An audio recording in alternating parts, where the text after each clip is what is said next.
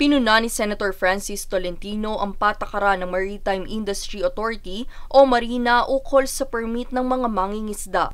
Ito'y matapos mapag-alamanan ni Tolentino na kinukumpiska umano ng Marina ang mga bingwit na isda ng mangingisda dahil sa hindi nito pagsunod na makumpleto ang certification requirements ng ahensya. Base sa naging pahayag ng isang mangingisda na nakaligtas sa insidente ng banggaan malapit sa Bajo de Masinloc na si Michael Ann, nahihirapan ang mga mangingisda na lumuwas para lang makapagparehistro dahil nasa Maynila ang opisina ng Marina. Giit ng senador, hindi makapagrehistro ang mga mangingisda ng kanilang mga sasakyan pandagat dahil sa kakulangan nitong satellite offices na siyang naging dahilan para pahirapan ang mga mangingisda.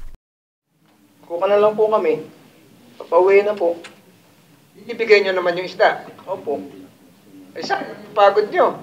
Eh, nahuli na po kami. Wala po kaming magawa. Itinanggi naman ni Marina Enforcement Service Officer Attorney Benedicto Manlapaz ang mga alegasyon ng pagkukumpiska. Hinikayat naman ni Tolentino ang mga mangingisda na agad ipagbigay alam at isumite sa Senate Maritime Zones Committee ang ganitong insidente at iba pang mga reklamo para matugunan ang mga ito. Danny Z. Lopez nag-uulat para sa One Media Network.